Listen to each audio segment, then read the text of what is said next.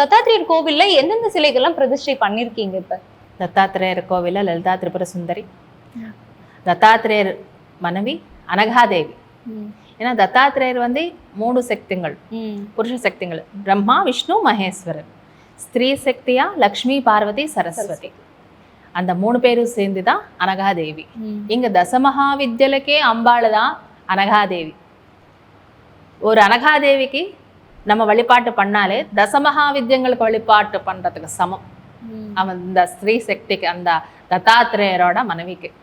இங்க வந்து ஸ்ரீ வித்யா உபாசனக்கும் தசமகா வித்யங்களுக்கும் எல்லா வித்யங்களுக்கும் கூட ஒரே இடத்துல ஒரு அற்புதமான பலிதங்கள் கிடைக்கும். இந்த இடத்துல பாலா திரிபுர சுந்தரி, அப்புறம் வாராகி, செங்காளி அம்மன், ஆஞ்சநேய சுவாமி கூட அஹோபலத்திலிருந்து வந்தார். அஹோபலத்துல இந்த சுவாமிக்கு ரெடி பண்ணாங்க வேற கோவிலுக்கு பிரதிஷ்டைக்காக கொடுக்கறதுக்காக. அங்க ஒரு சுவாமிஜிக்கு கனவுல வந்து இந்த காஞ்சிபுர க்ஷேத்திரத்துல இவர் போடணும் அப்படின்னு சொல்லிட்டு அந்த அஹோபிலத்திலிருந்து அவர் வந்திருக்காரு.